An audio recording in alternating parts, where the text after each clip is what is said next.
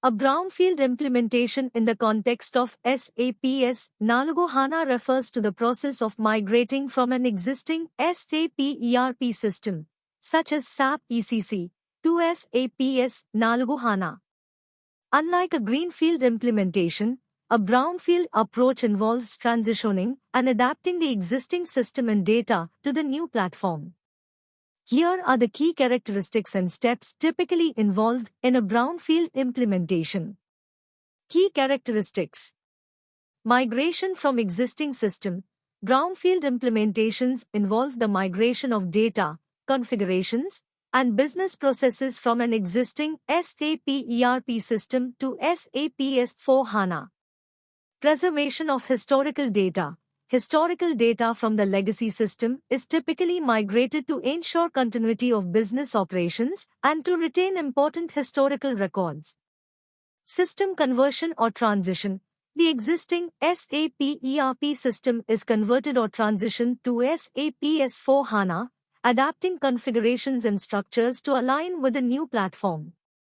Consideration of legacy configurations. Brownfield implementations often involve assessing and adapting existing configurations and customizations to fit the requirements and best practices of SAP S/4HANA.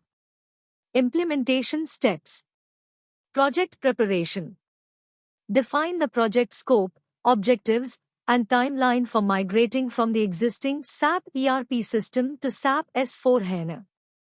Assemble a project team with expertise in both the existing SAP system and SAP S/4HANA. Business blueprint. Assess and document existing business processes and configurations in the current SAP ERP system. Create a blueprint for transitioning these processes and configurations to SAP S/4HANA. System installation and setup. Install the SAP S/4HANA system and configure basic settings. Plan the system landscape and set up integrations with other systems. Data migration. Develop a data migration strategy to transfer relevant data from the existing SAP ERP system to SAP S/4HANA. Perform data extraction, transformation, and loading (ETL) processes. Customization and configuration. Adapt existing custom developments, configurations, and enhancements to align with SAP S/4HANA. Configure SAP S/4HANA modules and functionalities based on the business requirements. Testing. Conduct various testing phases, including unit testing, integration testing, and user acceptance testing. Identify and resolve any issues or defects arising during testing. Training. Train end users on the changes introduced in SAP S/4HANA.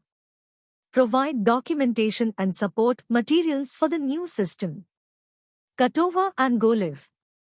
Execute the cutover process, including data migration and transitioning to the new SAP S/4HANA system. Monitor system performance during the initial go-live phase. Post-implementation support. Provide ongoing support to end users. Address any post-implementation issues and gather feedback for improvement. Optimization and upgrades. Continuously evaluate and optimize the system's performance. Stay informed about SAP updates and plan for future system upgrades.